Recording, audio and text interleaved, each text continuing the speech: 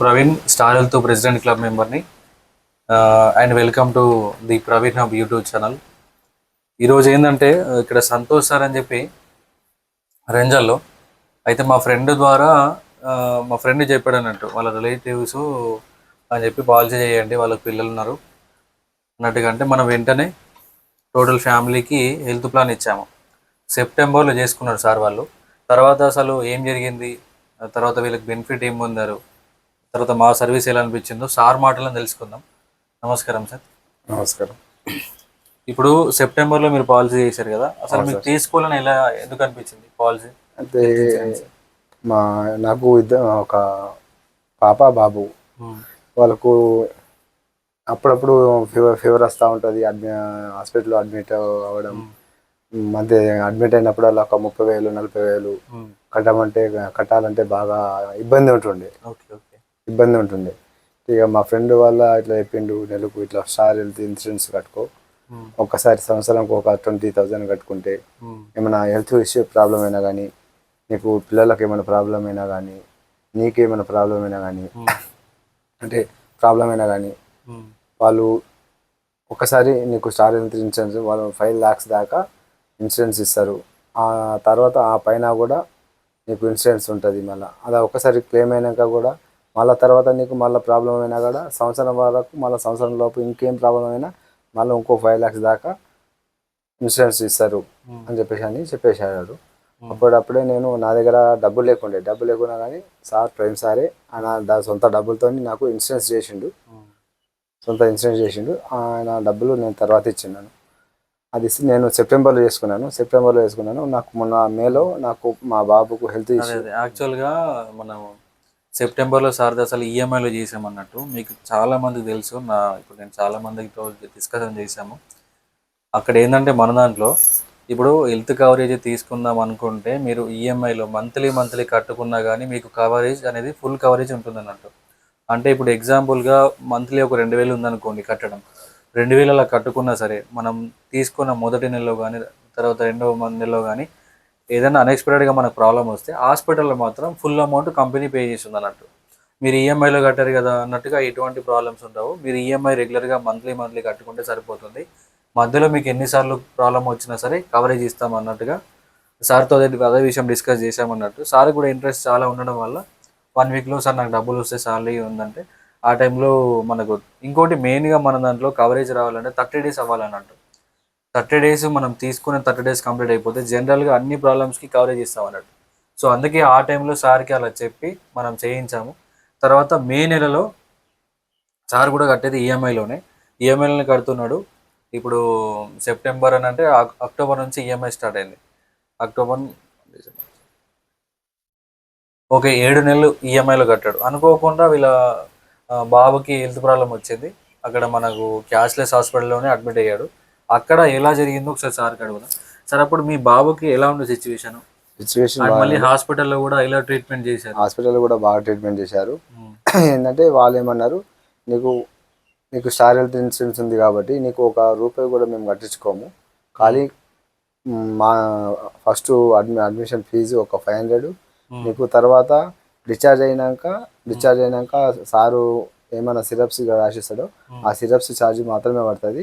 నీకు bed charge, injection charge ఏం charge పడాలి, ₹1 కూడా నీ దగ్గర తీసుకోరు. నువ్వు స్టార్ హెల్త్ ఇన్సూరెన్స్ తీసుకున్నావు కాబట్టి ₹1 కూడా నీ దగ్గర తీసుకోరు. వాళ్ళు 44,000 వేసిండ్రు. ఆ 44,000 మొత్తం total company star health insurance pay చేసింది. నాకు ఖర్చు అయింది ఒక ₹500 ఫస్ట్ డాక్టర్ కన్సల్టెంట్ ఫీజు ఒకటి, మన డిశ్చార్జ్ అయినాక ఒక ₹1,000 వాళ్ళు సిరప్స్ రాసిచ్చిండ్రు. ఆ ₹1,000 అంతే, ఒక 1,500 నాకు ఖర్చు అయింది అంతే. హాస్పిటల్లో ట్రీట్మెంట్ ఎలా చేశారు? బాగా అనిపించింది బాబు ఇలా 2 days లో మాత్రం ఫుల్ యాక్టివ్ అయిపోయిండు. 2 daysలో యాక్టివ్ అయిపోయిండు. ట్రీట్మెంట్ డాక్టర్ ప్రతి 3 times వచ్చి 3 days వచ్చి జ్వరం చూడడం కానీ, జ్వరం మళ్ళీ ఇంకేమైనా ప్రాబ్లం ఉన్నా కానీ చూడడం కానీ, ఇంజెక్షన్స్ వెంబడి ఇంజెక్షన్స్ టోటల్ ఆటోమేటిక్గా వాళ్ళు ఏం రాసలేదు, మాకు ఏం అడగడం లేదు. వాళ్ళు తీసుకొస్తున్నారు, పెడుతున్నారు, ఇంజెక్షన్లు పెడుతున్నారు, సెలైన్స్ పెడుతున్నారు. వాళ్ళు ఆటోమేటిక్ మాకు అడగడం లేదు. వాళ్ళే వచ్చి టోటల్ స్టార్ హెల్త్ ఇన్సూరెన్స్ అంటే వాళ్ళే మొత్తం వచ్చి టోటల్ వాళ్ళు ఇక మాకు అడగడం లేదు, బిల్లు లేదు, ఏం లేదు. వస్తున్నారు, సెలైన్ పెడుతున్నారు, ఇంజెక్షన్స్ ఇస్తున్నారు, మంచిగా ఉన్నారు. ట్రీట్మెంట్ మాత్రం చాలా బాగున్నది. అక్కడ మా సర్వీస్ ఎలా అనిపించింది మీకు? ఇప్పుడు చాలా మేము బాగుంది. చేసేటప్పుడేమో చేసాం, కానీ తర్వాత మీకు ప్రాబ్లం వచ్చినప్పుడు మేము ఎలా మీకు రెస్పాండ్ అయ్యాము? నేను కాల్ చేసినప్పుడల్లా మీరు కూడా రెస్పాన్స్ మంచిగా ఇచ్చారు. కాల్ ఎప్పుడు ఫోన్ చేసినా కానీ మీరు కాల్ లిఫ్ట్ చేశారు. ఏ ప్రాబ్లం ఉన్నా కూడా నేనున్నా అని చెప్పేసి మీరు ధైర్యం నాకు చెప్పారు. సార్ తర్వాత ఏంటంటే ఇప్పుడు మీరు ఈఎంఐలో కడుతున్నారు కదా పాలసీ, ఇప్పుడు కూడా మీరు ఈఎంఐలోనే ఉంది కదా, సెప్టెంబర్ వరకు ఈఎంఐ కట్టాలి కదా. అవును సార్.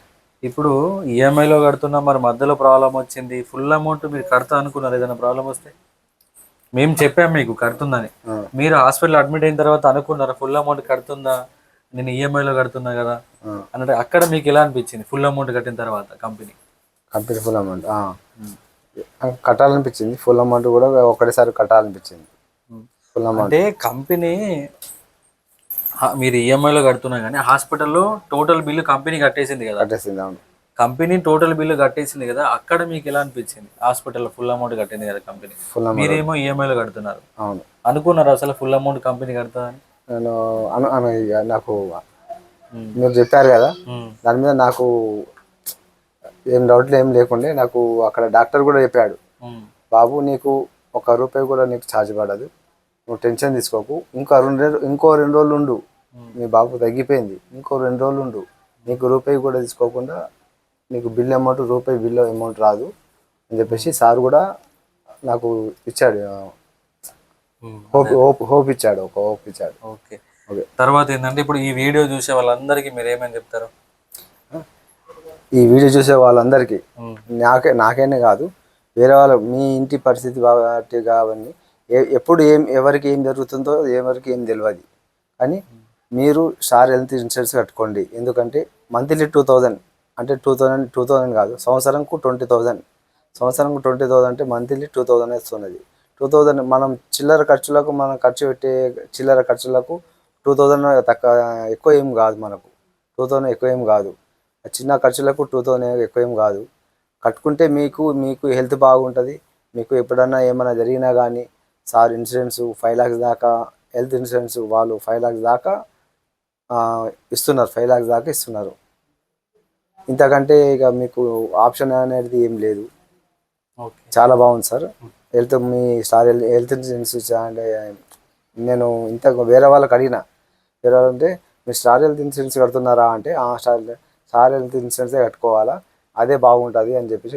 వేరే వాళ్ళు బజాజ్ అన్నారు, అదే ఇది అన్నారు, కానీ స్టార్ హెల్త్ ఇన్సూరెన్సే ఫస్ట్ స్టార్టింగ్ నుంచి అదే ఉన్నది, అదే బాగున్నది, అదే కట్టుకోండి అంటే స్టార్ హెల్త్ ఇన్సూరెన్సే నేను కట్టుకున్నాను. మీరు కూడా, మీకు ఇప్పుడు చిన్న పిల్లలు ఉంటారు, ఏదో జ్వరం వస్తుంది, దగ్గు వస్తుంది, హాస్పిటల్ అడ్మిట్ అవుతారు. ఇప్పుడు హాస్పిటల్లో ఎట్లా అయిపోయిందంటే చిన్న జ్వరం అయినా కానీ వాళ్ళు అడ్మిట్ చేసుకొని 30,000-40,000 బిల్లు, 30,000-40,000 బిల్లు వేసేస్తున్నారు. 30,000-40,000 బిల్లు వేసేస్తున్నారు.